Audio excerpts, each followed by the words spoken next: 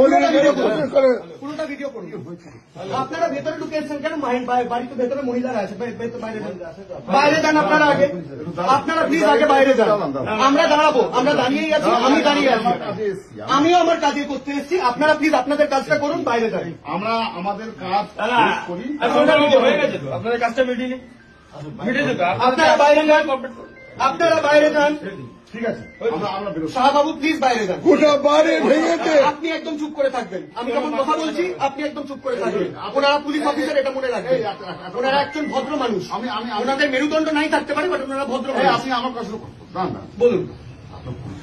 আমি অ্যাডভোকেট সূর্যনীল দাস, আমি হাইকোর্টে প্র্যাকটিস করি, আমার গাড়ি বাইরে দাঁড়িয়ে আছে। এবারে বলুন, আমি ওনাদের অ্যাডভোকেট।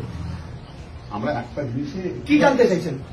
ওনাদের 6 তারিখে যাতে ওনাদেরকে নিয়ে যেতে পারেন সবাইকে, বুঝি না আমরা? বুঝি না ব্যাপার নয়। প্লিজ সাহেব, প্লিজ স্যার, প্লিজ সাহেব, সাহেব আমার কথাটা শুনুন। সাহেব আমার পুরোটা কথাটা ভিডিও করবেন। সাহেব আমার কথা শুনুন। স্যার নমস্কার। স্যার গায়ে হাত দেবেন না, গায়ে হাত দেবেন না।